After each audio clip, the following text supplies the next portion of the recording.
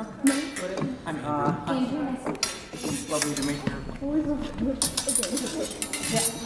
That's it. Yeah. The Society of American Fight Directors, they have 8 different weapon styles you can study in. Unarmed rapier dagger, knife, broadsword, single sword, small sword, and quarterstaff. So you head out of the medieval period and you head into the Renaissance, and you start to see the classic rapier and dagger. So instead of that big heavy shield that I showed a minute ago, you shrink it to just a little dagger that you then put inside your belt. And then we have a rapier. This has a 4-sided Schlager blade as opposed to a standard 2-sided blade right there. And this piece of equipment could be used for thrusting or for slashing. Now she's on the inside. Well, We've ish. I was surprised how much acting there is in stage combat. When I first started this discipline, I thought it would be something more akin to ballet or some sort of, because I have a movement in dance.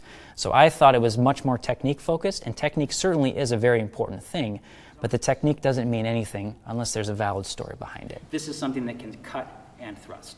Historically, this would have another foot.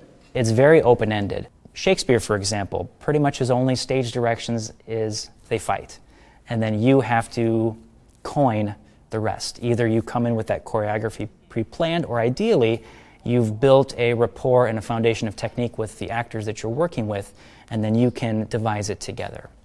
I have found the most exciting opportunities come when you work with actors who have a foundation of training and you can create it together.